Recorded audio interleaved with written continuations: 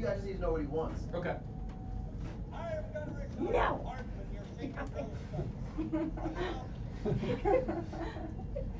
Okay. Hey, what's up, man? Hey, Okay, Captain. here we go.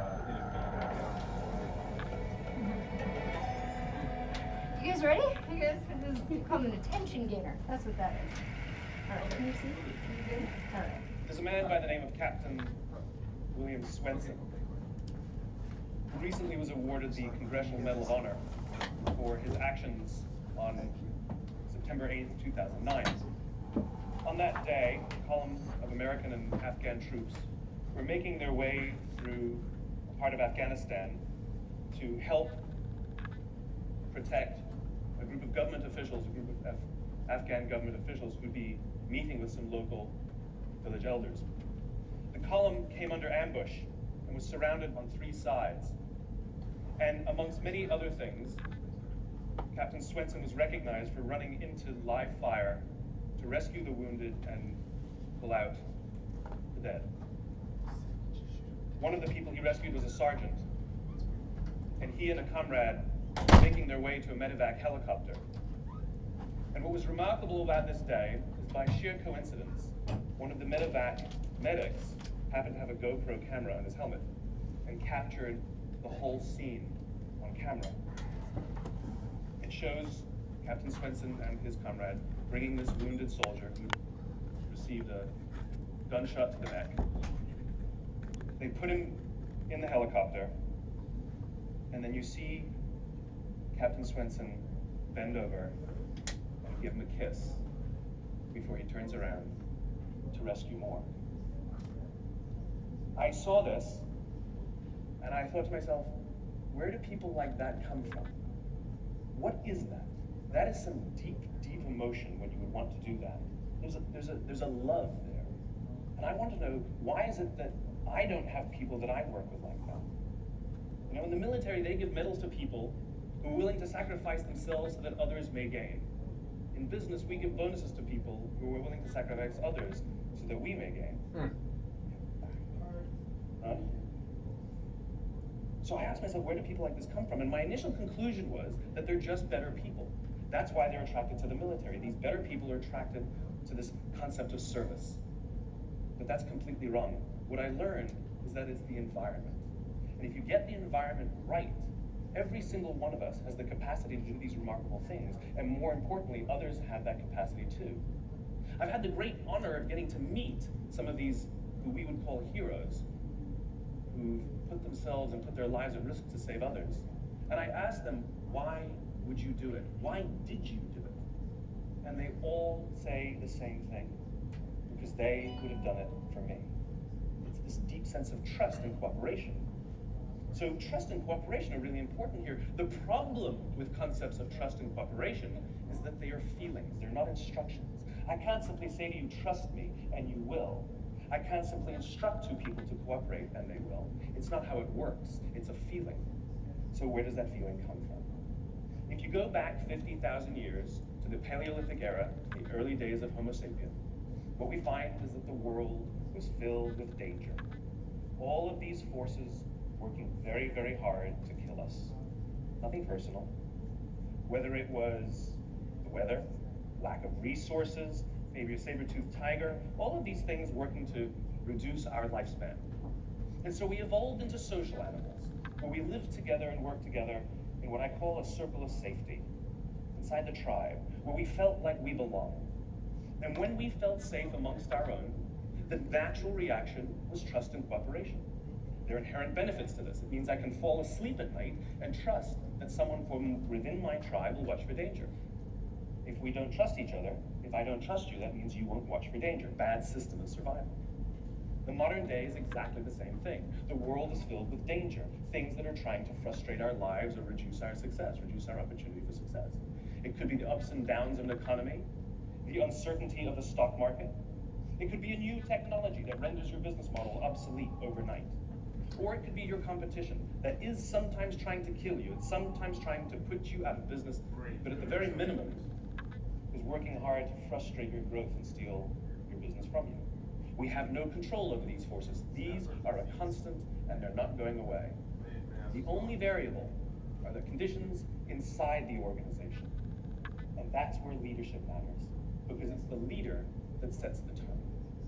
When a leader makes the choice to put the safety and lives of the people inside the organization first, to sacrifice their comforts and sacrifice the tangible results so that the people remain and feel safe and feel like they belong, remarkable things happen. I was flying on a trip, and I was witness to an incident where a passenger attempted to board before their number was called. And I watched the gate agent treat this man like he had broken the law, like a criminal. He was yelled at for attempting to board one group too soon. So I said something. I said, why do you have to treat us like cattle? Why can't you treat us like human beings? And this is exactly what she said to me. She said, sir, if I don't follow the rules, I could get in trouble or lose my job. All she was telling me is that she doesn't feel safe. All she was telling me is that she doesn't trust her leaders. The reason we like flying Southwest Airlines is not because they necessarily hire better people, it's because they don't fear their leaders. You see, if the conditions are wrong, we're forced to expend our own time and energy to protect ourselves from each other. And that inherently weakens the organization. When we feel safe inside the organization, we will naturally combine our talents and our strengths and work tirelessly to face the dangers outside and seize the opportunities. The closest analogy I can give to what a great leader is like being a parent. If you think about what being a great parent is, what do you want? What makes a great parent? We want to give our child opportunities, education, discipline them when necessary, all so that they can grow up and achieve more than we could for ourselves. Great leaders want exactly the same thing. They want to provide their people opportunity, education, discipline when necessary, build their self-confidence, give them the opportunity to try and fail, all so that they could achieve more than we could ever imagine for ourselves. Charlie Kim, who was the CEO of a company called NextJump in New York City, a tech company, he makes the point that if you had hard times in your family, would you ever consider laying off one of your children? We would never do it. Then why do we consider laying off people inside our organization? Charlie implemented a policy of lifetime employment. If you get a job at NextJump, you cannot get fired for performance issues. In fact, if you have issues, they will coach you and they will give you support, just like we would with one of our children who happens to come home with a C from school. It's the complete opposite. This is the reason so many people have such a visceral hatred, sort of anger at some of these banking CEOs with their disproportionate salaries and bonus structures. It's not the numbers. It's that they have violated the very definition of leadership. They have violated this deep-seated social contract. We know that they allowed their people to be sacrificed so they could protect their own interests, or worse, they sacrificed their people to protect their own interests. This is what so offends us, not the numbers. Would anybody be offended if we gave a $150 million bonus to Gandhi? How about a $250 million bonus to Mother Teresa? Do we have an issue with that? None at all. None at all. Great leaders would never sacrifice the people to save the numbers. They would sooner sacrifice the numbers to save the people. Bob Chapman, who runs a large manufacturing company in the Midwest called Barry Waymiller, in 2008 was hit very hard by the recession, and they lost 30% of their orders overnight. Now, in a large manufacturing company, this is a big deal, and they could no longer afford their labor pool. They needed to save $10 million. So, like so many companies today, the board got together and discussed layoffs. And Bob refused. You see, Bob doesn't believe in head counts. Bob believes in heart counts. And it's much more difficult to simply reduce the heart count.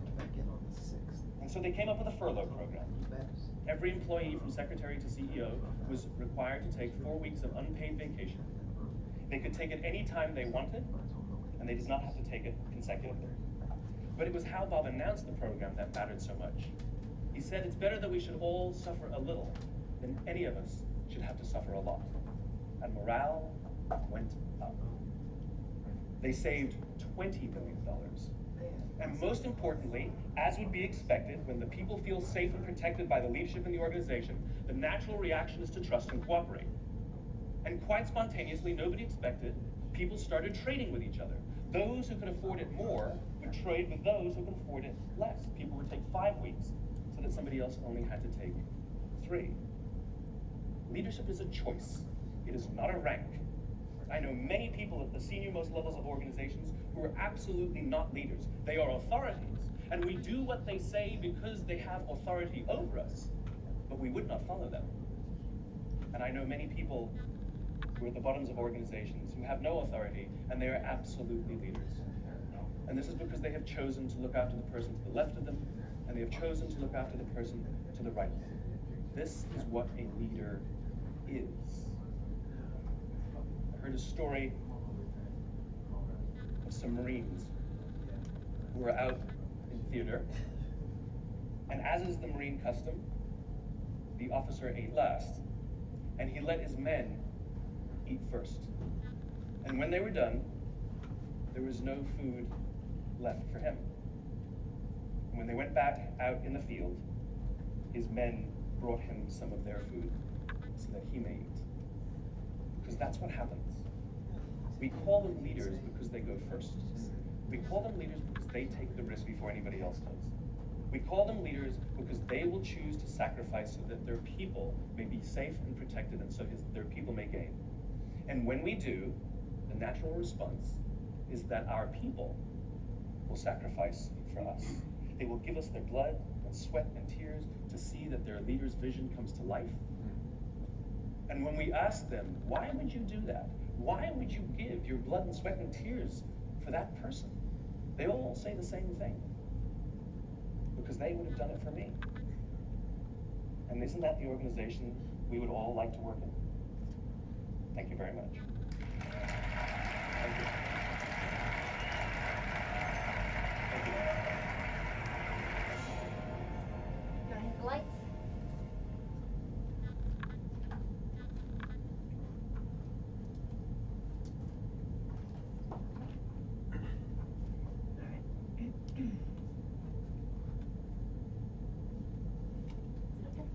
Yeah, alright, cool. Alright, so thoughts, just initial thoughts. It makes a lot of sense, Yeah, especially in a corporate world. yeah. When he lays it out like that, you're Yeah, like, like bonuses and like how much more the authorities are paid than people on the ground level. mm-hmm. That's great. And did it make sense why, when he was like, would anybody have a problem with us giving $150 million to Mother Teresa? And you're like, no, not at all. Give it to her. Write my check right now, right? And then you think about like the senior like bank and CEOs and stuff who got it, and you're like, yeah, that's not right. Yeah. And it's sometimes there's this stuff where you feel it on an emotional level, but you don't know why until somebody puts words to it, and then like light bulbs go off. So yeah, absolutely. What else? What other thoughts do you have? How he divided leaders and authority figures, Mm-hmm. and how people perceive them. Like, you'll follow an authority figure, but you wouldn't like respect them or anything like that. And if it's a leader, you'll follow them till whatever. Yep, absolutely. There's a big difference between being a leader and being an authority. There's times where those go hand in hand. That's like the perfect world, right? But it's not always the case. Anything else? A lot of emphasis on training people properly instead of just cutting them. Mm-hmm. Giving them the chance to succeed. Not holding them to a standard that either they're not currently capable of or maybe weren't aware of, right? Has anybody ever experienced that where you were like, I just got fired for something I didn't even know I was supposed to do or not supposed to do or something like that? Where you just kind of felt like, man, that's unfair. I wasn't even given a chance. Right? What do you guys think about the comparison between an environment where you feel safe and you feel like you can trust the people that you're around and you're with versus one where you feel like the people you're around are the actual threats? You guys ever worked at a place like one or the other? Or a school or even a family? Yeah? Yeah, the opposite. I just left, 3 years, it just felt like everybody was always on edge all the time. Like, you'd go into a meeting and they were always ready to attack each other before Yeah. they even got into the room. Because they were afraid somebody was gonna, I don't know, come after them first. Right. Yeah, it's a dog eat dog, like stab in the back, save yourself kind of place. And I mean, what does that do to productivity and teamwork and creativity, you know? If you're spending all your energy worrying about defending your job, defending your income, you know, the way you provide for your family or anything like that, you're not going to be thinking about new innovative ways to make the company better, right? So, yeah. Well, it's interesting because this video talks about how people will follow leaders who are like good and strong and like, you know, they're there and they're setting the example. Recently I was working at this retail store that I quit at because I didn't like the manager, and she would show up late, she would show up hungover, she would like call out sick because she had the flu or something like that. And so that made me feel like, oh, well, if she's doing that, then I can show up 5-10 minutes late and who cares? But then she would get mad at me for showing up 5-10 minutes late, but you do it every day. You showed up 30 minutes late one day when I was there waiting for you to open the store. So That if you do stuff like hypocritical, that, you know, it trickles down onto your employees. Yep, absolutely. Absolutely. As a leader, you set the pace. That's everybody. As much as you want to believe the most of, well, I told him to be here at this time, it doesn't matter what right? Do as I say, not as I do kind of thing, right?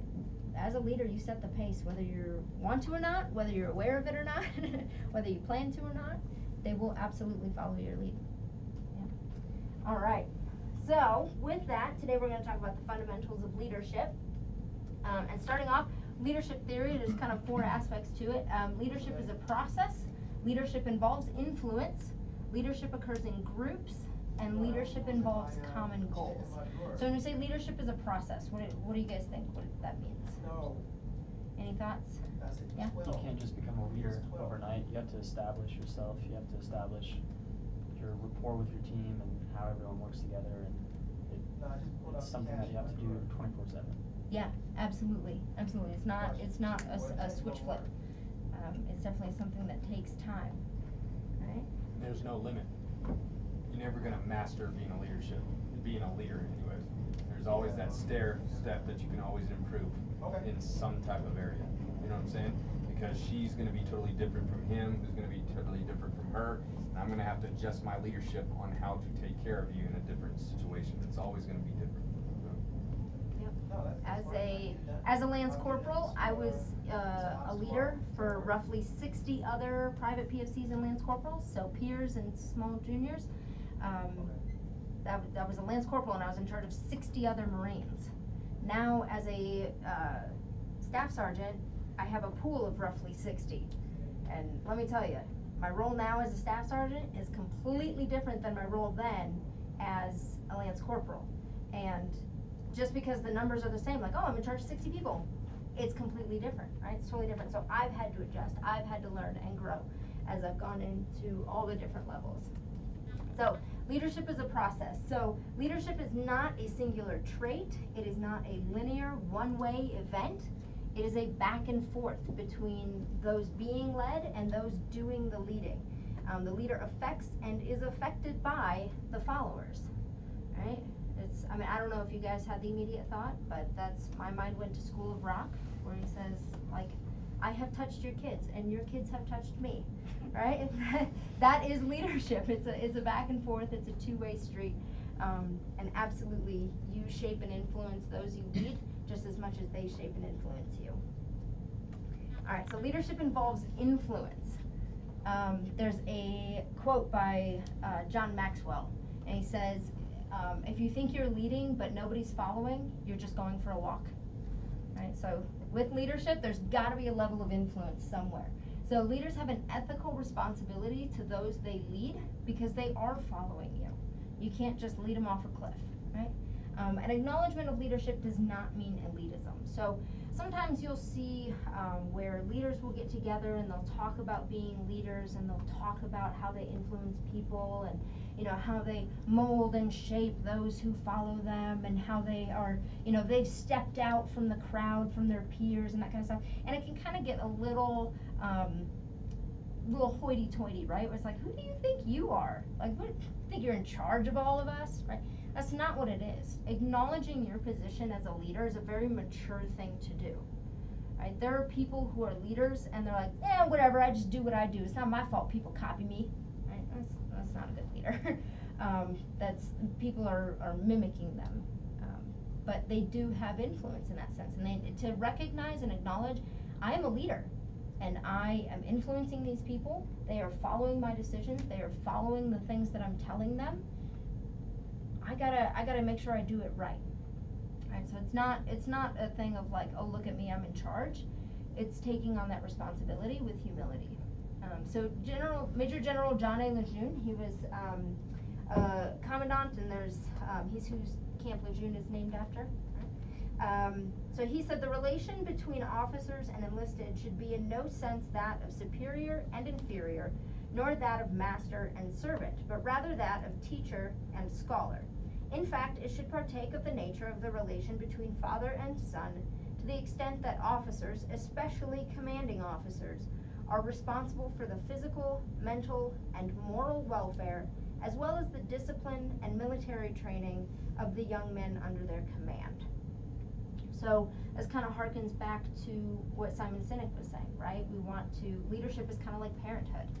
You want to like foster that sense of growth and responsibility and accountability and help them develop and grow. The point of leadership is to create more leaders, not to create followers.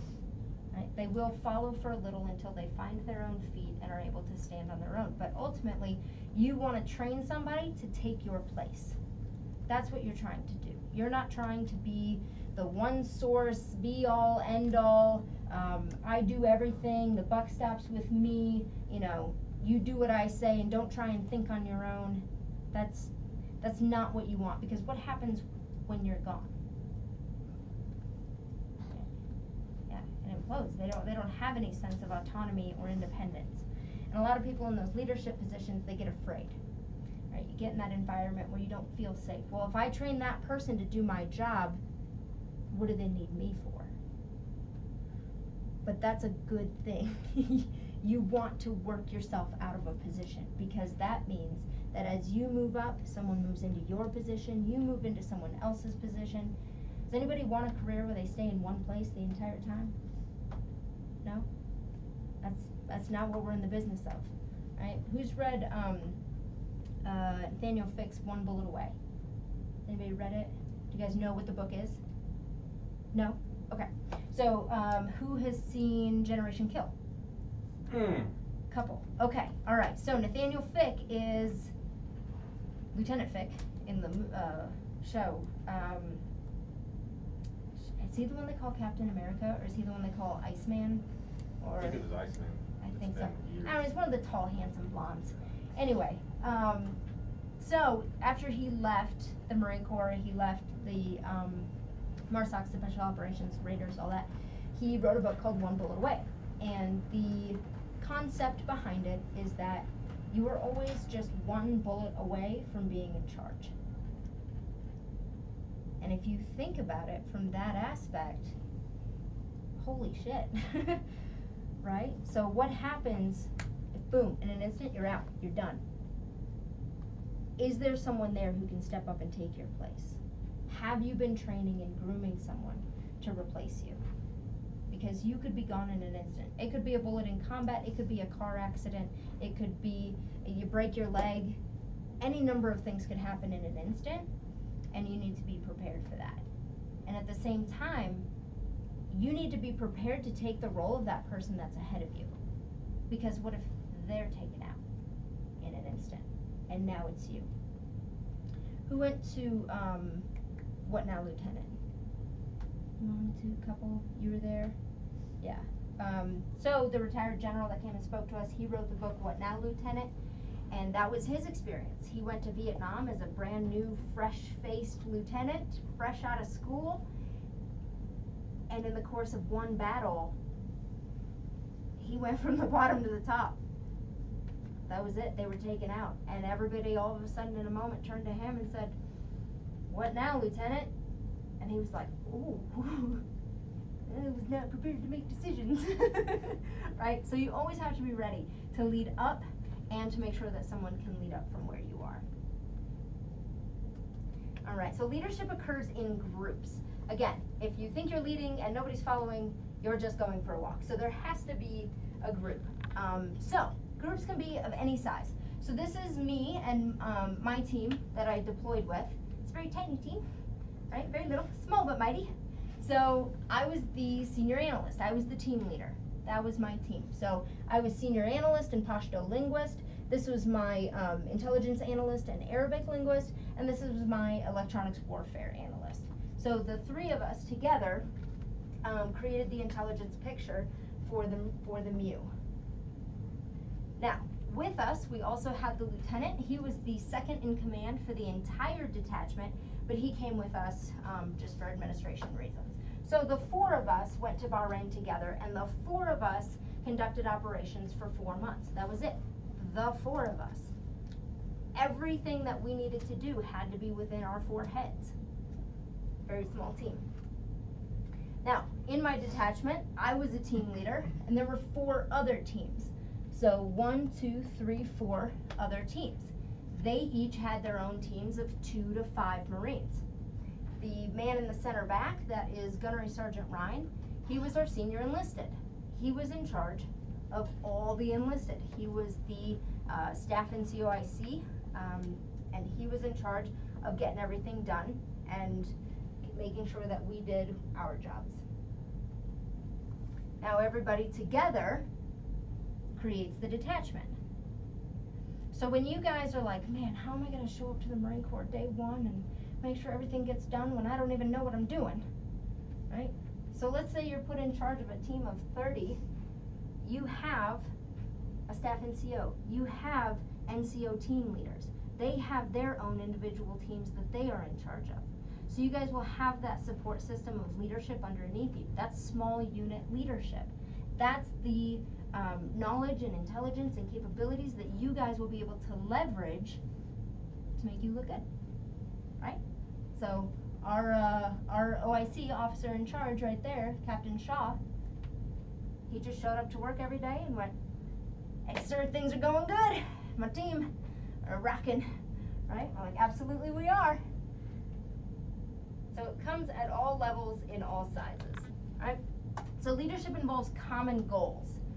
Now you can lead, but if you don't have a common goal, it's like trying to lead kids on a playground, right? You show up to the playground, you're like, all right, everybody, you go to the slide, and yep, you're on the swings, you're good, all right, great, and you're not leading anybody, right? You're just telling people to keep doing what they're doing, and they're all just doing whatever they want to do.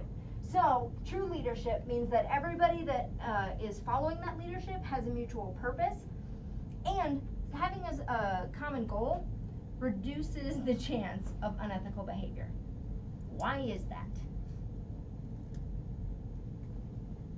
We wouldn't be in their interest to do anything otherwise than something that's in line with the common goal. Absolutely, absolutely. So if everybody's swimming this way and one person starts swimming this way, it's very noticeable, right? Whereas if everybody's on a playground going to the swings, the slide, the monkey gym, blah, blah, blah, you can't tell if somebody's like taking a hard left, right? All right, what else?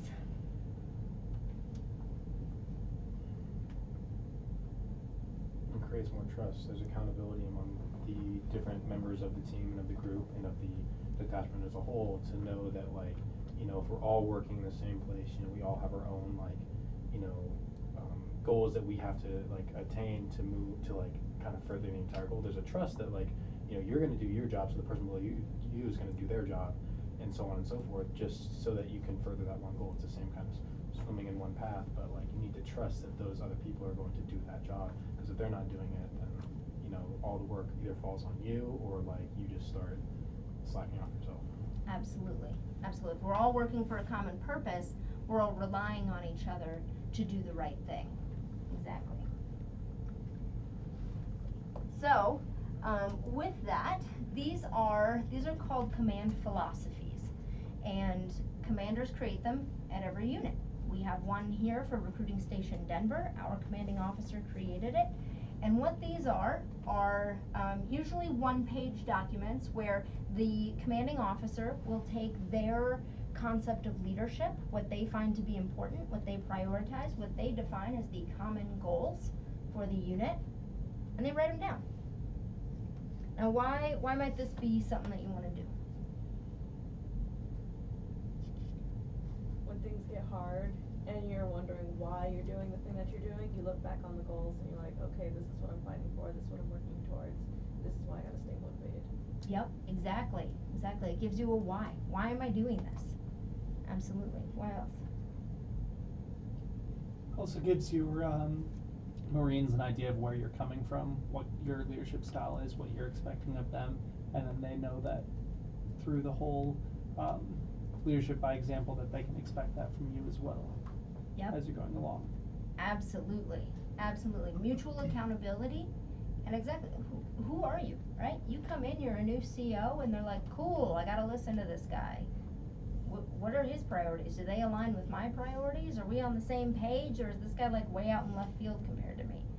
Right? Exactly. It lets your Marines know where you're coming from and what's important to you. Right? Because what did we talk about at the beginning after the video? The training people, right? Standards. Setting out those expectations. These are the commander's expectations. It's right there in black and white. It's not, oh, I ran into him out in the shop the other day and I was doing something wrong and he corrected me, so if anybody asks, that's his expectation. Right? It's not a word of mouth thing. It's not a, oh, I did something wrong and I got corrected, so now I know what the expectation is. You set it out like day one. You show up, put out your command philosophy. Hey, this is what's important. This is what we're all working towards. These are our common goals. And every command philosophy is a little bit different because every leader is different, every person is different. They put their own personal taste and spin on it, but you'll find that there are common themes throughout every command philosophy. Because in the Marine Corps, we have our individual morals and ethics based on where we were raised and how we grew up and our religion and our faith and all those things played into it. But we have a common Marine Corps ethos and core values that unify us no matter what background we come from. So you'll find a lot of core values embedded into this. So right here, I color coded them for you so it's nice and easy. So right here, and just to compare for you guys, so this is from a national security agency, the NSA, right? Just kidding, NSA, if you're listening. This is from an NSA support unit of Marines. This is from a infantry training battalion. Okay, so kind of opposite ends of the spectrum when it comes to the Marine Corps, intel and infantry. But look how much they have in common. Okay? So this one, our business is readiness. And then over here, support the Marine Corps' primary role as a warfighting organization and plan and execute safe and advantageous training, right? Supporting and being ready for the Marine Corps. All right, right here, don't rush to failure. Right here, perform with patience, confidence, and professionalism. Right here, we're a learning organization. Be brilliant in the basics. Over here, use initiative and foresight to ensure you remain highly competitive for continued advancement and be a subject matter expert in your MOS. Here we have strengthen the comradeship of the unit. Here we have support fellow Marines and our families. Here we have uphold the Marine standard. Here we have treat all students with respect and do what you know is right. Right? So there's a lot of common themes going back and forth. It's just a matter of what spin you put on it. Okay? So all of those things combined come to the definition of leadership, which is a process whereby an individual influences a group of individuals to achieve a common goal. That is the definition of leadership. You can get into the nitty-gritty of how it's done, what it looks like, what it feels like, what a good one is, what a bad one is. But ultimately, the definition of leadership is a process whereby an individual influences a group of individuals to achieve a common goal. You will see that again at OCS. All right, so leadership versus management. Talk to me a little bit about that.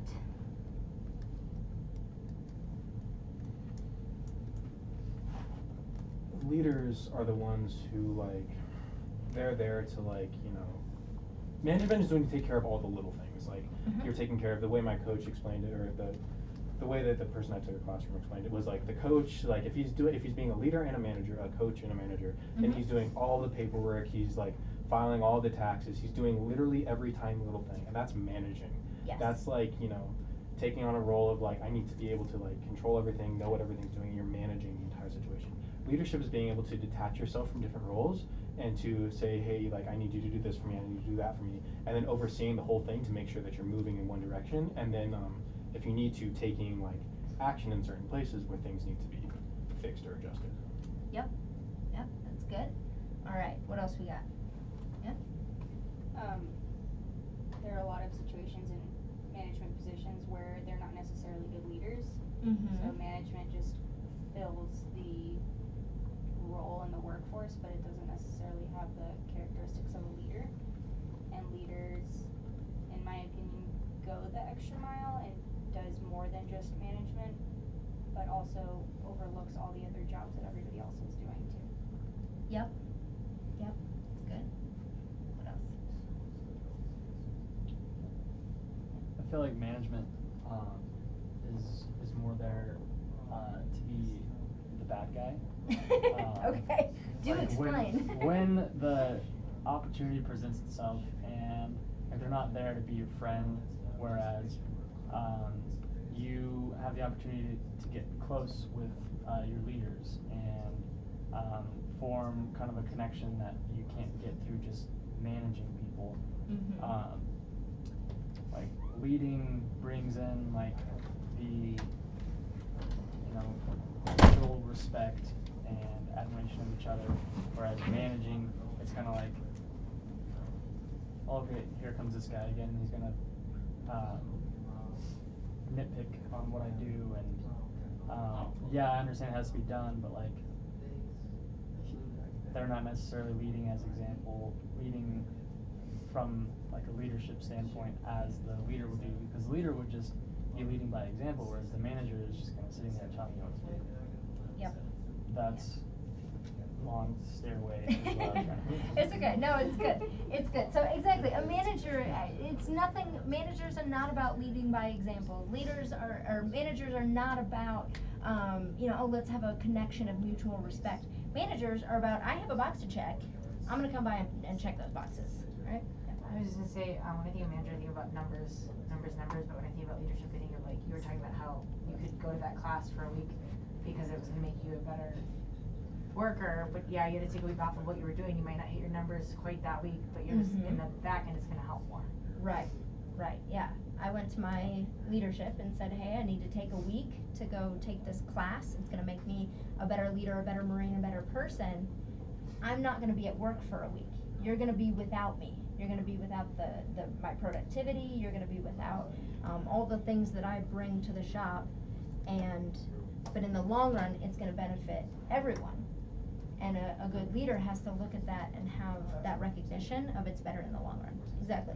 So leadership has been studied since the ancient Greeks, right? We talk about Marcus Aurelius and all that kind of stuff. We have great leaders of the past. Whereas management came in with the industrial age. So basically, we had a bunch of people moving from the farms into the factories. We need someone to herd all these sheep. I don't give a shit about their feelings. I just need to know how many spools of yarn did they make and how many children died in the loom today, right? That's all I need to know, and that's where managers you can laugh, it's fine, it's dark humor. So that's where managers came in. Hey, I need somebody to check these boxes, right? You guys ever see National Lampoon's Christmas Vacation? Chevy Chase, right? Cousin Eddie. Oh my God, I'm gonna create a whole separate list of movies you guys gotta watch. So Uncle Eddie is this crazy psychotic black sheep of the family. He electrocutes the cat and pours sewage down the street. Anyway, he's been unemployed for like 12 years. And when they ask like, well, why don't you have a job? His wife is like, well, he's holding out for a management position, right? So management came in with the industrial age. It quickly got confused with leadership because it was that position of authority, but they are very different things. So you can see management provides order and consistency, whereas leadership brings unity and progress. Alright, so this is always a good illustration. I don't know if you guys have seen this before, but kind of the difference between a boss and a leader. A leader is going to be there setting the example, leading from the front. A boss is going to be telling you what to do and often adding to the workload. Alright, so just kind of a checklist of the difference between management and leadership, and this is straight out of the book. This chart and it was highlighted and circled and starred, so this one you guys will see this again, but you can see on the left, management is planning and budgeting, organizing and staffing, controlling and problem solving, so that's kind of the management side. On the leadership side, you've got establishing direction, aligning people, and motivating and inspiring. Does anybody know, this is a stab out in left field, what these two things might be categorized into? Yeah, it's fine. These are tangibles and intangibles. Okay, so these are the tangibles. Management is about tangibles. Management is about the numbers, the boxes you check, the productivity. It's about what can I do to show for my work, right? Leadership is about the intangibles. It's about how's the morale of my people. You can't measure morale, really, right? You can say it's generally up, generally down, but there's no metric for morale. Is everybody working together and cooperating? Are we moving in the right direction? Do we have a solid vision statement? Right? That's leadership. And it's a lot harder to quantify, and that's why a lot of times people kind of let it go by the wayside and they focus on the management side because they can quantitate it. And it's a lot more tempting to go for the tangible numbers than it is for the intangible leadership. Alright. So, to be effective in what you do in accomplishing the mission, you have to have both. Okay? We talked a little bit of trash about management, right? They're kind of the bad guys. They come in and you're not doing this right. And leaders are like these great gods up on a pedestal who make us want to live another day, right? But you have to have both. Because if you're a leader who has no numbers, has no data to analyze, has no idea if the mission is being accomplished, you're like, but look at all my happy people. Right? How do you know you're not like swimming in circles, right? You're like, I'm providing direction. Yeah, like, yeah, it's constantly left turns. We're not accomplishing a mission here. Versus if you are solely management and you're like, the beatings will continue until morale improves, right? I need my numbers. You're gonna fail on both sides. You have to marry the two together to have effective mission accomplishment. If that can be within one person, that's ideal, but sometimes you gotta know yourself and seek a partner. Because if you say, hey, I am great at leadership, horrible with numbers. Maybe you bring in someone who's good with numbers and not so great with the leadership, and you guys work in tandem to create that mission accomplishment. That's just something you gotta know about yourself. Hey, can you go back one slide? Sure. So piggybacking off of what Staff Sergeant Seitz said, you gotta have both, okay? So when I first came out here, before we even started the class, what was I doing? I was like, the show that we had 2 weeks ago was bullshit. You're trying to become officers, you need to lead me. So that was starting in with the management side, right? I was establishing an agenda. You will be there at the monthly pool functions, so setting the timelines, allocate resources, so on and so forth.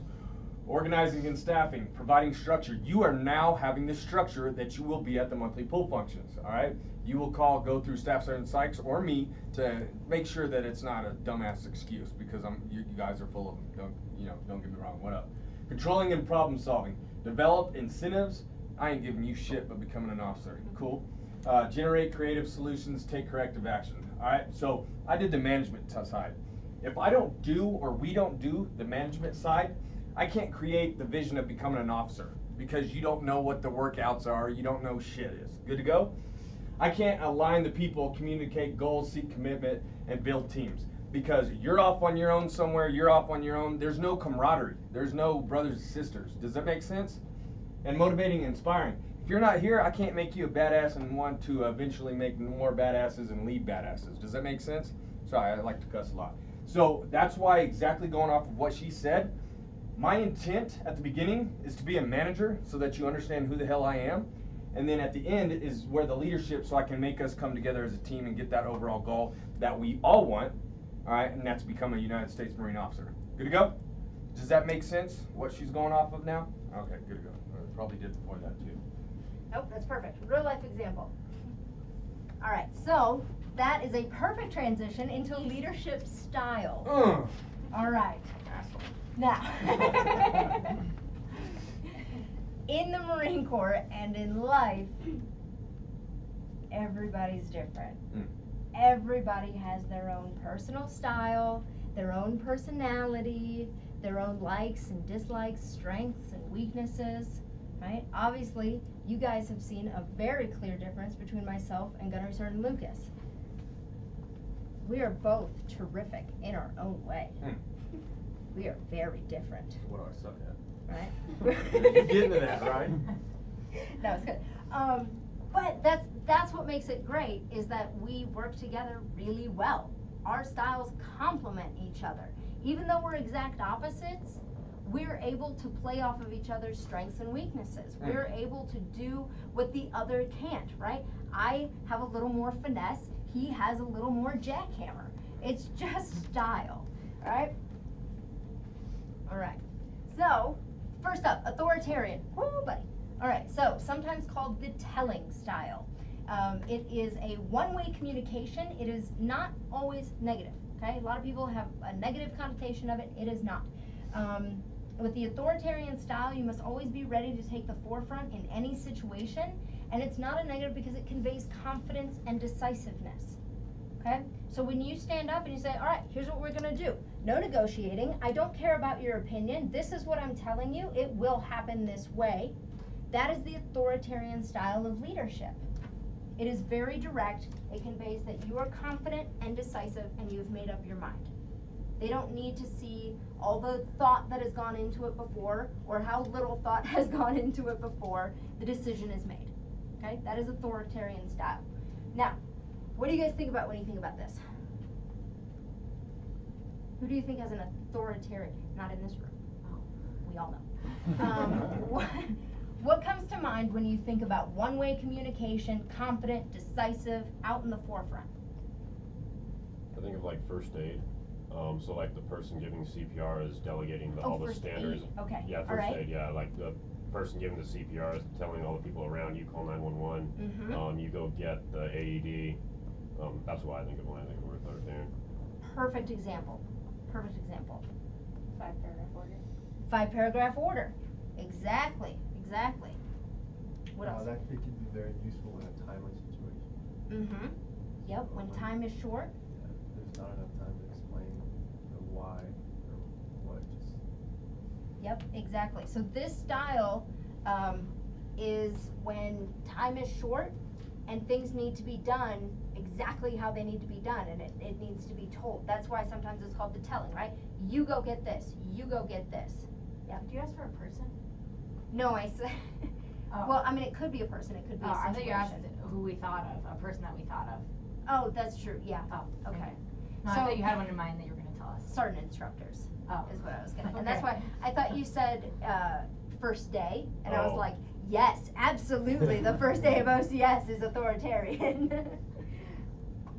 All right. So. What rank is he? Gunner Sergeant. That's right, badass. I didn't even have to see it, you knew. Classic. Indeed it Who is. has not seen that movie? Always one. You still have time before we leave. night. That'll go on the Google Doc. List of movies and books. It's not on the From screen. now on, you will speak only when spoken to, and the first and last words out of your filthy sewers will be, sir. Do you, ma- That's anticlimactic. Should be. Oh, I know what did it. Okay. PowerPoint. Fucking everything up.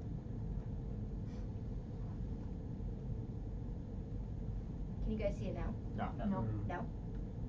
There we go. You can see it now? Yeah? No. Well, Keep changing. something's up. See the display, Yeah? settings display. There we go. Okay. Go.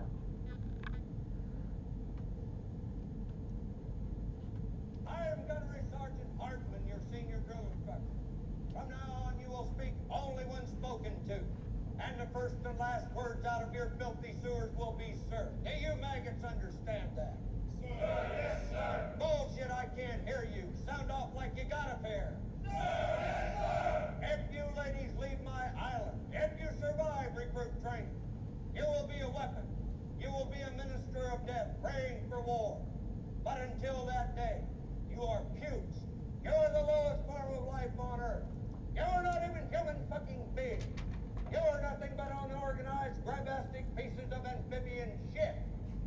Because I am hard, you will not like me. But the more you hate me, the more you will learn. I am hard, but I am fair. There is no racial bigotry here. I do not look down. All right, and then he proceeds to go into a bunch of racial bigotry. So, we're gonna cut it off there. All right, so that is the authoritarian style. That is the, can you guys see it? Yeah, okay. So that is the famous Gunny Harmon from Full Metal Jacket. He goes into a full speech. It's a hilarious story. He is actually a real life Marine, real life drill instructor, all that. All right, so next up, the selling style. This is where you present a plan or a decision. You ask questions to understand their perspective or their concern, but their opinions, their answers to those questions don't affect your decision. Okay? So, like it says, asking those questions, asking about their concerns, but not taking them into consideration in your decision, it gives the follower a feeling of involvement in the decision. Even though they actually don't change the outcome at all, it's still going to happen the way you want it to happen. It still makes them feel like, okay, at least I had a voice. At least I voiced my concern, right? It communicates your sense of caring through your authority. So a lot of times you guys, I'll tell you something, I'll give you instruction, and then I'll say, if you have any concerns, let me know. Right? It's not going to change. We're still going to do X, Y, and Z. But if you have a concern, let me know. Because I don't ever want you guys to go into something and be like, yeah, it's cool, I just, you know, had to put myself in $3,000 of debt to get you that police document or something, you know, and it's just like, what? What? You should have let me know that. That was a concern.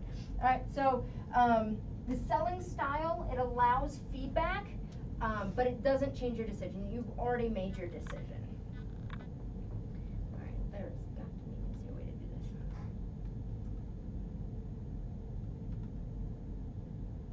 this. Is it still up there? Mm-hmm. Yeah? Yes. All right. There we go. Next up.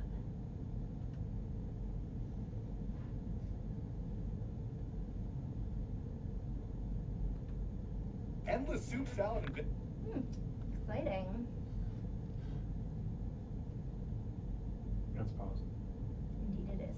biscuits for $8.99. Endless, yes. Red Lobster seafood lovers lunch. Hurry in. Oh, come on.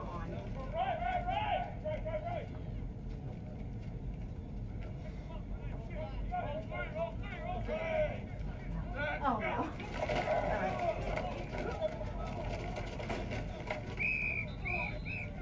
Horse, you got 100 pounds on Collis and you can't keep him out of our backfield? Hold your block until the whistle blows. Hold. All right, let's go.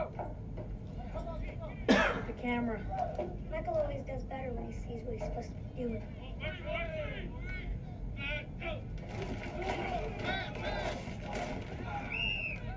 Holding. Left tackle. Michael, come on. Or. Come here, son. Hold him inside here between the tits. You got it? Will you look at me, son? If you grab him outside here like this or that horse collar thing you just did, you're gonna get flagged and I'm gonna be pissed. You hear me? All right, let's go. Baby, wash my stuff, all right? Okay. Well, at least they look good coming off the bus. They'll be terrified till they realize he's a marshmallow. Looks like Tarzan plays like Jane. Give me a minute, Bert. We're in the middle of practice, Leanne. You can thank me later.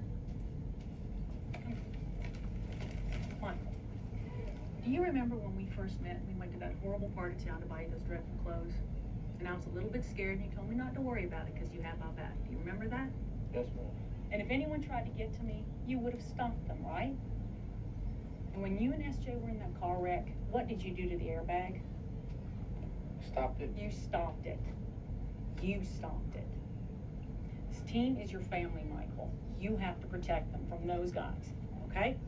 listen. Okay. Tony here's your quarterback, all right? You protect his blind side. When you look at him, you think of me, how you have my back, how you have his, okay? All right, Tony, go back. All right. Uncle Lumpy here is your tailback. When you look at him, you think of SJ and how you've never let anyone or anything hurt him. You understand me? All right, go back. Got it? What about Collins and Mr. Tootie? Fine, they can be on the team too. Are you gonna protect the family, Michael? Yes, ma'am. Good boy. And go have some fun.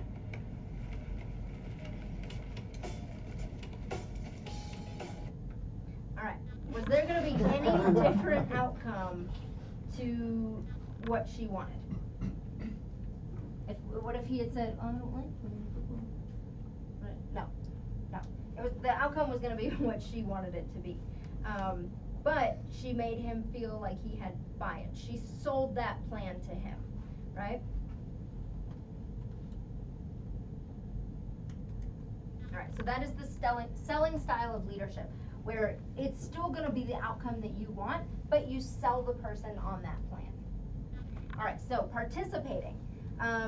Participating style of leadership invites input and feedback from others. There's no conclusive decision from the start. Now this is where it gets different than the first two, right? The first two, the decision was already made before the conversation started. With the participating style, there is no decision made yet, okay? The decision or outcome is influenced by the group. You must convey to the group that you are open to suggestions, and this is the key part, you cannot be judgmental or discriminatory. So if I come to the group and I'm like, hey guys, we're planning the pool function for next month, kind of open to ideas, you know, what is it that you guys want to train on, what is it you want to learn, and you go, I want to do the yoga course, and I'm like, yeah, not you. All right, would anybody else have any ideas, right? That shuts down the environment, because nobody is gonna go, oh, I bet she'll listen to me, right? Oh, she likes me way better than Trub, right? And everybody's gonna be like, oh, shit, there's bad ideas. Okay, all right, well, mine are probably bad, right? So you have to have that open environment to go, hey, let's brainstorm, let's come up with ideas, let's put everything on the board. Maybe it's a majority vote, maybe it's a, you know, what haven't we done in the longest time, or whatever the situation may be. You have to create that environment where it is safe to pitch out ideas, no matter how crazy, far out, bad, whatever. You have to create that open communication environment for the participating to work. Otherwise, it becomes authoritative. You're just like, nope, we're doing my idea.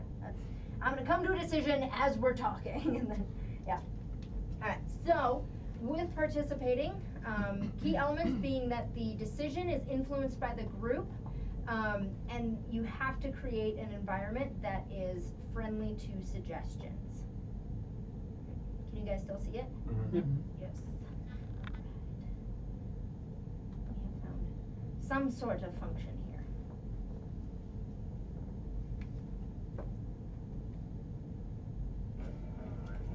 Gene, we have a situation brewing with the carbon dioxide. We had a CO2 filter problem on the lift module.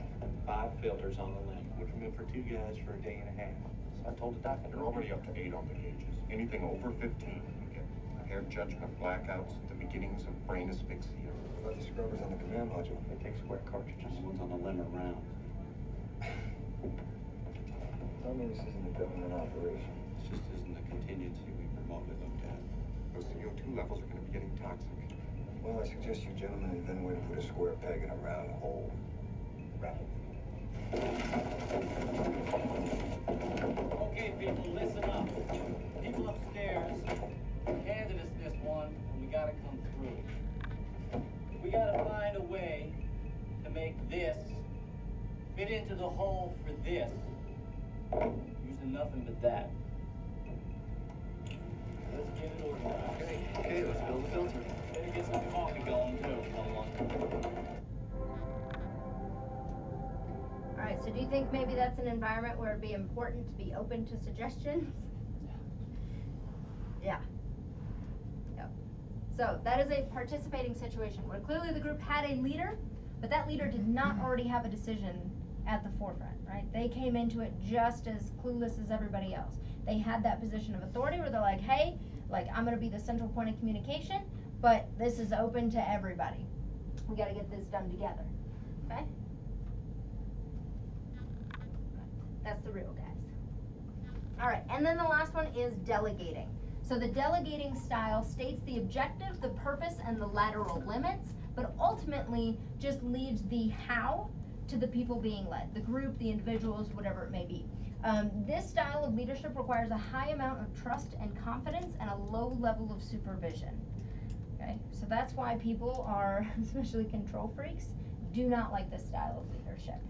However, the people being led quite often like this style of leadership, right? This is the opposite of micromanagement. You give them the what and the why, and then you just leave them to it. There's a short story that I really like where they brought in a large amount of officers all together for a leadership seminar. They had engineers, they had people in physics, they had all sorts of majors and MOSs and specialties in there, and they presented a dilemma and they said, all right, here's your leadership dilemma. You have a flagpole. You need to put up a flagpole on the grounds. What is the best way to put up this flagpole?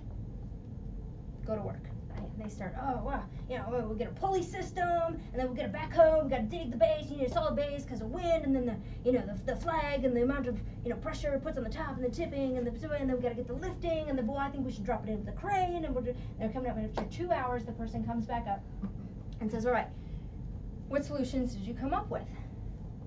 And they're like, oh, this is our plan, this is our plan. And he said, no. Nope, that's wrong. That's wrong.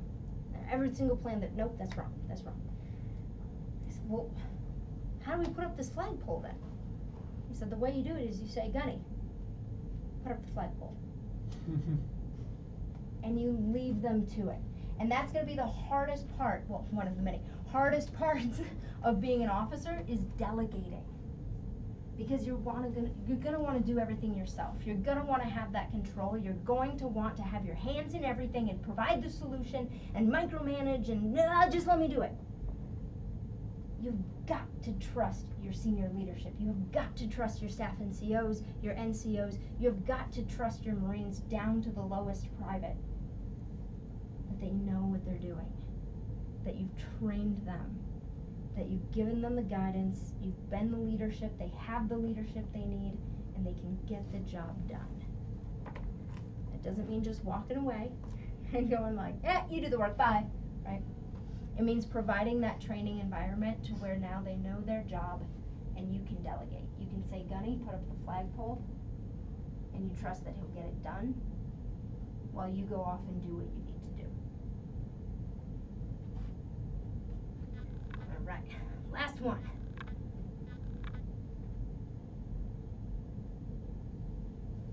Computer has a spasm every time I try to switch the screen.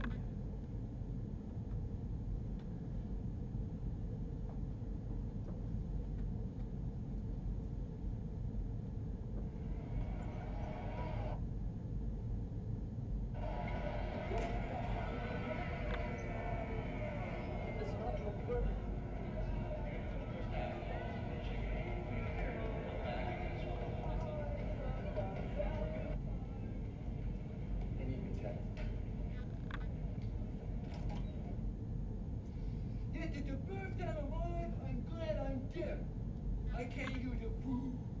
Now, listen up. I'm gonna go over this one time. In the event they switch to their zone defense, we must swing the ball around the perimeter. Now, this ball club is the heart of this institution. You win, it beats. You lose, it breaks. You're not boxing out, Big Papa. You're my Windex man. I want you shining glass.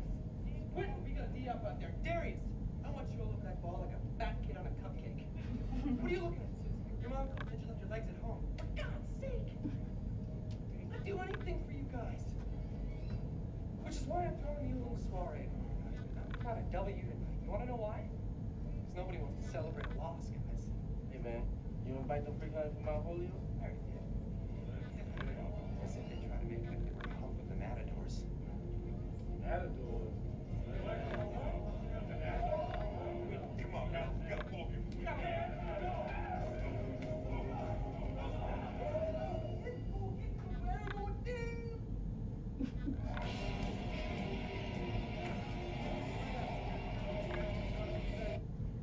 that is delegation.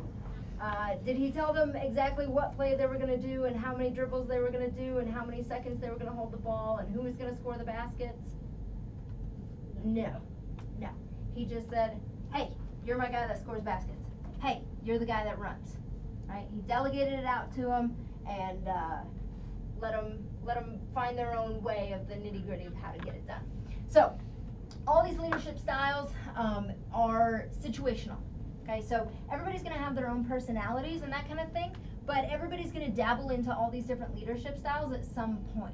You'll use all of them. It just depends on when you use them, right? It's going to depend on the situation. So factors to consider, like you talked about with the authoritarian, right? Time. Time is an important factor because if you have to get something done now, like somebody's having a heart attack and you're trying to do CPR, that is not the time to be like, all right, so what does everybody think? What are we gonna go with staying alive? Are we gonna do the AED? What do you guys, let's take a poll, right? That's not the time to do that. So things like time, your ability, the ability of the people that you're leading, the mission, what mission do you have to accomplish? The motivation and willingness of the people that you're leading, okay? Their motivation factor is gonna play a role, right? Because leadership is a process. They affect you, you affect them, right? We all touch the kids. So it depends on their motivation to do it. There are going to be times when they're like, I don't want to. And you'll be like, too bad we're doing it. And there's going to be other times where you're going to be like, slow your roll. You are too excited. We have to at least outline a plan before I release the hounds, right? The expectations, your expectations of them, their expectations of you, your commander's expectations of the mission. The confidence level of you and the Marines you're leading, past success and failure. Why might past success and failure play a role in what type of leadership you employ? Because it influences what you do next and how you go from that. If you fail, then you learn from those mistakes. If you did something good, then you're going to continue that. Yep, absolutely. Maybe you tried a leadership style in the past and it did not work. Maybe don't try it again. All right, your moral compass. Why might that play a role? It affects your decisions and how you make them. Are you doing it for your own morals, or because it's right, or is it for the good of the other people? Yep. So with those first two and the second two, what was one of the main dividing factors for that? Who you're carrying out the task for. The what? Who you're carrying out the task for. Not so much. When you say first two and second two, what are you talking Yep. about? So the authoritarian and the selling versus I thought you meant her. Oh, I'm sorry. I'm sorry. No, the leadership styles. Yeah. I mean, the first two, it's all about, I'm telling you what to do, you know, maybe there's input, maybe there's not, but either way, we're going in this direction, whereas the other two are, let me pass it off to you, and, you know, I trust that you can get this task accomplished. Exactly. So in the first two, the decision's been made. You've made the decision. In the second two, there is not a clear, concise decision from the get-go. So your moral compass, if there is, if something's going wrong, right, and it is unethical, are you going to use the participating style? Are you going to go, well, you know, my feelings about this being unethical don't really play a role. Let's poll the group and see what they think about it, right? No, you're going to choose your leadership style because absolutely this is unethical. This goes against my moral compass. I'm going to make a very decisive decision right now. All right, and then your personality. Personality plays into it. All right, so the leadership theories with authoritarian on the far left, delegating on the far right. With the authoritarian, we have the instant willing obedience to orders, the overall belief that people don't like work and will avoid it when possible. Okay, so it's going to be kind of your mindset, kind of outlines where you are on this scale, right? Authoritarian requires threats and coercion and assumes that people avoid responsibility.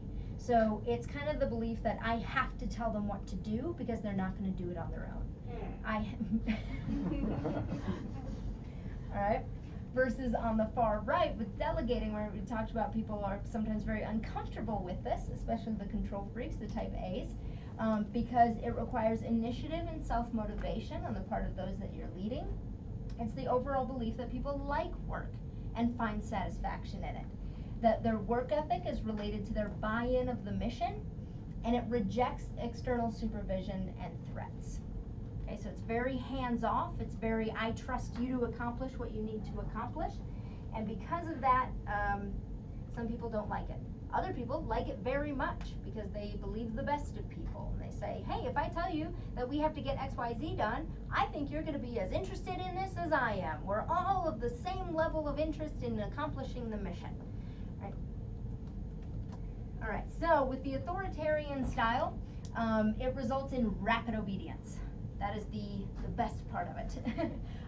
But the subordinates are highly dependent on you. And that's what we talked about in the beginning is, you know, if you go away, what happens? It requires continuous supervision. And let me tell you, that is exhausting, okay? Like with anything in life, being too far to one end or the other of the spectrum, it's never a good thing. You want to find some happy medium. So you'll find this style, people who have this leadership style, you'll find them staying at work very, very late. You'll find them coming into work very, very early. You'll find them not having a social life, not having time off, not having rest and recuperation, finding this burning both ends of the candle kind of thing. It lacks initiative. So if everything comes from you, all the decision making comes from you, there's no initiative on the part of your subordinates. It prevents small unit leadership. Okay? This is assumed to be the military style of leadership because of combat environments, close order drill, entry-level training, and movies.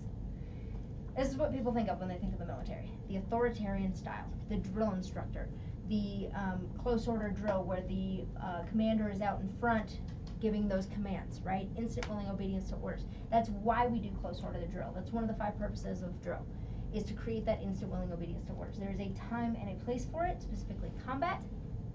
However, it's not something that you can really continue long term without detriment.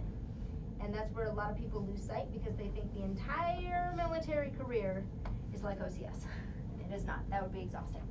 All right, so with the delegating style, people learn to not only accept responsibility, but actively seek it out. So when you say, hey, I need you to accomplish X, Y, Z, how you do that is entirely up to you. They're going to create that initiative to go, well, I did X, Y, Z, what if I can do this too? All right, so the potential for exercising imagination, ingenuity, and creativity is unleashed. All right, leadership means inspiring, guiding, supporting, and encouraging. That is where leadership comes into play. The authoritarian style is very management heavy, delegating is very leadership heavy. As we talked about, you need a little bit of both to really be successful. This is the preferred style of leadership of the Marine Corps. Over time, the style of leadership produces subordinates who exhibit a high degree of independence, self-discipline, and initiative. Okay? And that's what we all want. All right, so the other thing that's going to play into it is going to be your personal style. And this is the part that you can't learn in a textbook. This is the part where you have to know yourself and seek self-improvement. You have to learn about yourself. No matter what you think your leadership style is right now, keep learning, keep evaluating, keep exploring, because I guarantee you there is something out there that you haven't thought of yet for your style and what's going to make you successful. Because it's not about fitting into a mold that you think you're supposed to be. Oh, I'm a Marine Corps officer. I'm supposed to be tough and authoritative and speak in a deep voice. Right? That's where those kind of stereotypes come from.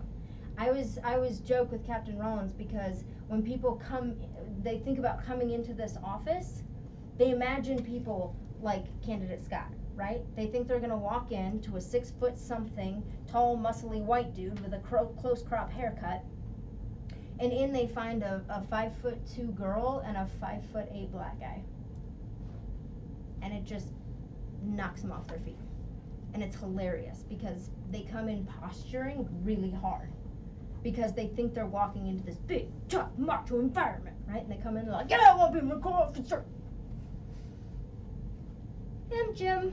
You know, and it's like, hello, Jim, welcome. Would you like to have a seat and talk about your life and your goals and your ambitions and your feelings and your aspirations and what you want out of life and how your mom left you when you were a child, right? And they're like, wow, weirdest job interview ever.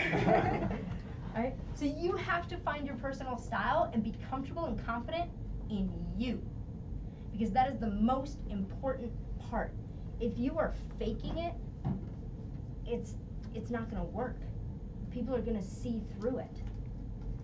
And so you have to find out about your personality, your style, and what works for you. And just some of my favorite things for that process. So first of all, this book was recommended to me because I am a huge introvert, and I struggled with it. I came out here, I worked in the other office, and this job is very extroversion based, right? It's about talking to people, it's about being sociable, it's about being fun, energetic, bright, all these things. And I was going home every day and crashing into a puddle of tears because I was exhausted.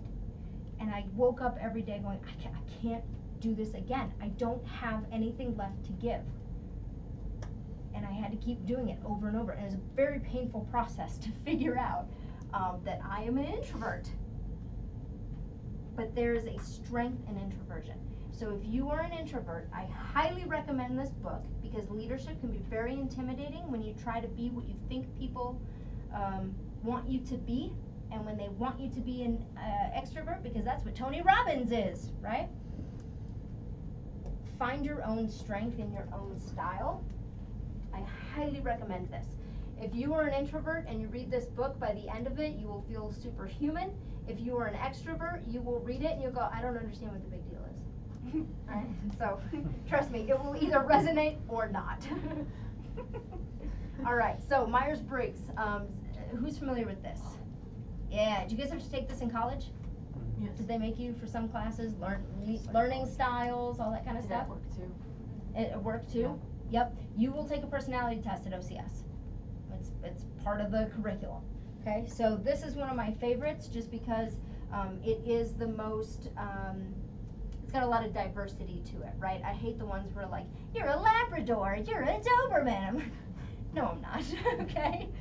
So I really like this one because once you find out which one you are, it gives you those strengths and weaknesses, and you can do a lot of research into that particular type, and you can find out all about what the best way to do things is for you. Right? Now, Gretchen Rubin's 4 Tendencies. I talked about this one last week, right? This is another one of my favorites. So it is the 4 Tendencies. This is not about your personality. This is about your motivations. All right, so you can see here, the rebel resists outer expectations and resists inner expectations. On the opposite spectrum, we have somebody who meets inner and outer, and then on the questioner and obliger, you have them flipped for inner and outer, meets and resists, okay? So what that means is that the most obvious example is accountability partners, right? So some people, when they're like, I want to work out, get in shape, lose weight, all this stuff, they're like, I need a coach. I won't go to the gym unless somebody is there expecting me at 6 a.m. every day. I won't show up just by myself. Okay? That is somebody who meets outer expectations and resists inner expectations. Does that make sense? And then you have those people who, just the salt of the earth, God bless them. They're like, oh, no. You see, 2 to 3 on Tuesdays is my yoga meditation time. Nothing interrupts that. And you're like, what do you mean 2 to 3 on Tuesday? You take an hour every Tuesday, but what if something's going on? What if you have what if there's a meeting? What if there's a phone call? No. 2 to 3 on Tuesdays is yoga meditation time. Nothing interrupts that. Those are people who meet inner expectations. They are only accountable to themselves. They don't give a shit what anybody else says on the outside, right? And then you have the people, like the rebels and the upholders, who either meet both, in which case those are people who wear themselves out very quickly because they want to have yoga on Tuesday, but they also want to go to the gym, but they also have their sister's baby shower, but they also have that meeting at work, but they're also supposed to have that date with their husband tonight, and they burn themselves out. And then rebels are like, I don't give a fuck, They don't give a shit about anything. They do what they want, when the spirit moves them. So understanding which one of those you are can help you in accomplishing goals. All right, and then the last one, Simon Sinek, our hero. Start with why. This is the first book that he wrote. He's written many of them since. My favorite is Leaders Eat Last, but this one is very great in kind of finding that purpose, helping you find out that motivating central core factor that gets you up in the morning every morning and is the reason why we do what we do. It's different for everybody. Gooding Lucas will tell you he came from a very, very broken childhood home, and the Marine Corps was his way to make something of himself. That was his why. That was his thing that got him through every single day when the drill instructors were in his face screaming and his arms were burning and his lungs were burning and he didn't want to be there. He said, nope, fuck that, I'm not going home. I'm not going home with failure, right? So everybody has their own. It's very important to find yours. And with all these things, it's very important for you to find your style and your personality, but it's also very important for you to understand all of those things for the people you lead. Because what if you respond very well to outer expectations and you are a rebel who doesn't give a fuck about anything? Am I going to lead them both the same? Absolutely not. What I'm going to do is I'm going to show up to work and go, hey guys, we got to accomplish X, Y, Z before we can go home today, right? And she's off like, fuck this, I'm going to class, right? And he's like, perfect, okay, great, doing my thing. And then at the end of the day I go, oh, well, he's a terrific Marine. Oh, promote him. Oh, she's a piece of shit, right? Maybe she has terrific skills that I just haven't tapped into. So, you have to understand the people you lead. Gotcha. See you guys. All right, so last one.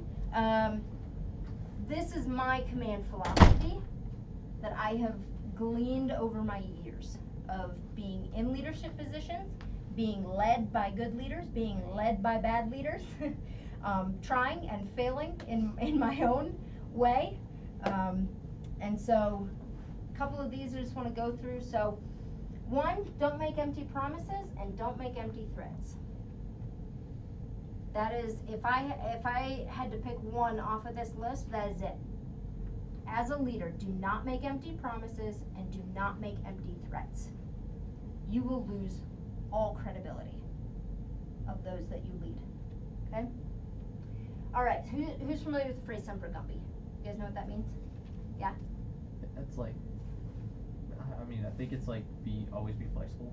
Exactly, yeah. Exactly. So semper fidelis, right? That's our motto, always faithful. Semper means always, so semper fidelis, always faithful. And then somebody, somewhere, probably in the 70s, came up with semper gumby because Gumby is that super flexible green dude that can bend any which way. So that is them saying always be flexible. But the problem is that people have used it to cover their ass when they fail to plan, right? They're like, all right guys, we're going to the field. Oh shit, I forgot the tents. Oh well, semper gumby, sleep on the ground. Like, no, you failed. Don't. Have you guys heard your lack of planning is not my emergency? Mm-hmm. Right? Okay. So semper gumby is not an excuse. The expectation is follow through, not fall through. Okay. This was a big one when I was in my initial MOS school, my language school. Shit just never came through. Over and over and over and over and over because leadership failed to communicate, they failed to plan, all that kind of stuff. And one day was at formation and the platoon sergeant said, hey guys, I know we had XYZ planned on Friday, sorry it got canceled, it's not happening anymore. And me, I said, hey, you know, Sergeant, don't worry about it, we don't expect anything to happen anyway. He got so pissed at me, so pissed. And the whole platoon went, oh, and I didn't understand what the big deal was because to me, I was stating a fact. Hey, it's cool, Sergeant. We're at the point where we don't expect things to come through anyway. You guys have failed so many times in a row that we expect failure. I would have been surprised if this had followed through. Right? Got super pissed at me. I learned. Right? But I stand by what I did. I called him out on his shit. Right? If somebody calls you out on your shit, have the humility to be like, you know what? You're right. Alright, so number 3, if you don't have the guts to approach your Marines, how do you expect them to come to you? Communication is a two-way street, okay? Number 4, respect your Marines' time, be punctual, be concise, and be prepared. That's why it was funny earlier when we couldn't get the speakers set up. I had the wrong speakers. It took me like 10 minutes of class to get this thing set up. I was like, this is going to be funny later because I'm going to teach you guys about being prepared. Okay? Number 5, have a standard and hold your Marines to it and make sure they know that standard. Okay? Number 6, first mistakes are for teaching, second mistakes are for consequences, and third mistakes are for punishment. Okay? Everybody in this brilliant, brilliant Marine Corps is learning. We are all progressing, we are all moving forward, we are all stepping into billets and roles and jobs and responsibilities that we have never done before. Always. You're always learning. That's one of the best things about this is you never, ever, ever get stagnant. But what that also means is everybody's learning, always. So don't punish on the first mistake, okay? First mistakes are for learning, second mistakes are for consequences. Let them be a victim of their own consequence. Hey, we're going to the field, make sure you guys bring your sleeping bags, it's gonna be 40 degrees. Oh, you forgot your sleeping bag. Well, you'll be living with that consequence, right? Third mistakes are for punishment. That's when you can start stepping into the NJPs, the page 11s, the actual paperwork that might impact their career. All right, number 7, reward those that do well. Squeaky wheel gets the grease, right? We tend to focus 90% of our effort on the 10% that fail to do the job, and we leave the 90% that are performing well because they're fire and forgets, because they're the ones we can delegate to, because we can say, hey, I need you to accomplish this by the end of the day, and we can walk away and we trust that they're going to get it done. And in the meantime, we devote all of our attention and energy to that one Marine that can't seem to get their shit together. Okay. All right, number 8, never underestimate the power of showing up. I learned this one because I had a platoon sergeant who thought that he could delegate and never be present. So what he did was he told us, hey, 5 a.m. PT, 5 days a week. He was never there. We were up at 5 a.m. PT. And he would call me at 6 a.m. and go, hey, did everybody show up? And I knew he had just woken up. Because he had that voice, right? Hey, everybody show up. So that he could report to higher. Hey, yeah, everybody was at PT today. It was a great PT. Yep, nobody got hurt. That was great. But meanwhile, he slept in while we were getting up and PTing. Right? So never underestimate the power of just being there. You might not have anything to do specifically. Maybe they can function without you. Ideally, they can function without you if you've been doing your job right. But never underestimate the power of your presence. Okay? So those are my command philosophies if I ever had to write one, which I never will, because my rank is not shiny. But those are the things that I carry with me for leadership. So, anything from you guys? Any thoughts, ideas, burning thoughts that you've had in your head this whole time? Are you guys excited to lead? Yeah? Is it intimidating? Is it daunting? Yeah. Yeah. Yeah. I had a triage trauma certification today, and I got put in charge, and I was like, fuck. And so I had to speak loudly because I had to assess who was dying, who needed to be moved over, and who to fix. So yeah, I raised my voice.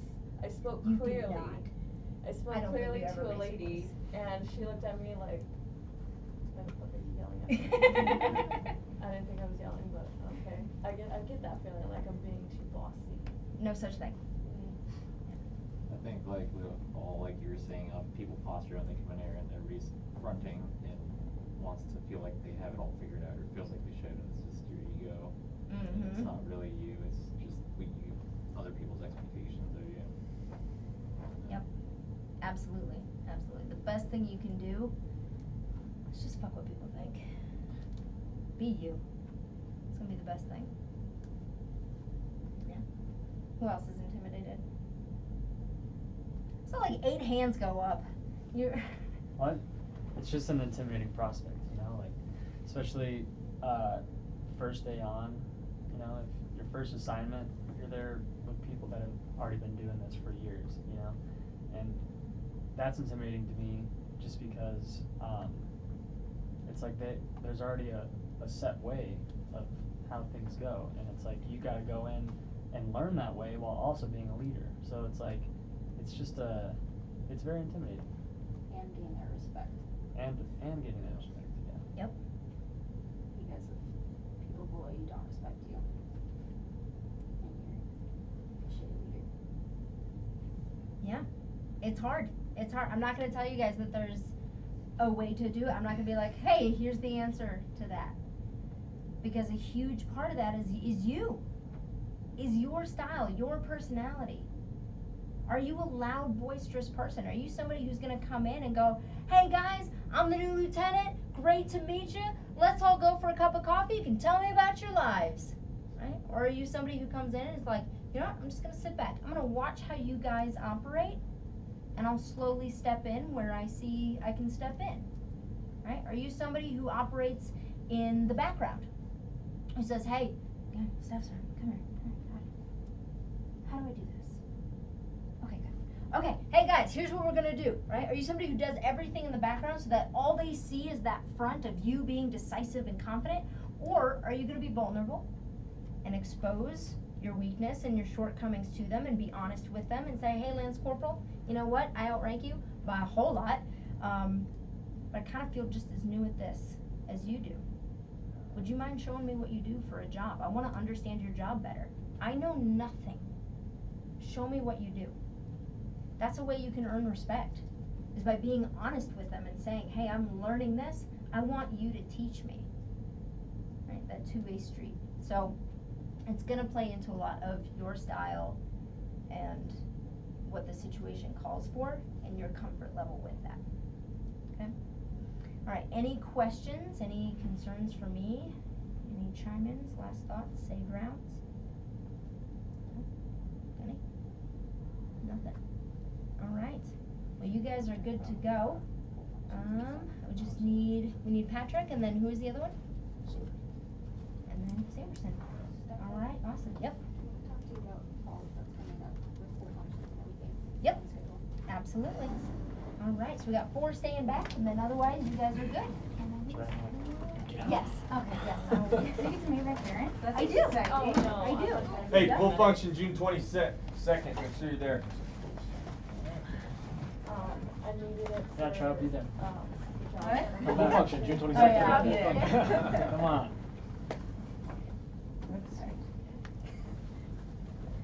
And one other question is, I have a That'd be great. Yeah. Sweet. Massachusetts. Somewhere. Yep, that's the little one. That's where you're from anyway. What do you mean split? No, where do you I need to do it. Do I need two? So there's the little one and there's the big one. Like for like 5 seconds. the little one, right? Cigarettes. Yeah, there's the little one. Oh, And then you have the big one, which goes right back of your cat, Laura, and the back of your cat. And it's like Staff Sergeant? George. Oh, yes, please. And I forgot last week, and it ran the whole time we were upstairs. Oh, did it Yes. really? And I can pre-make I'm really not worried about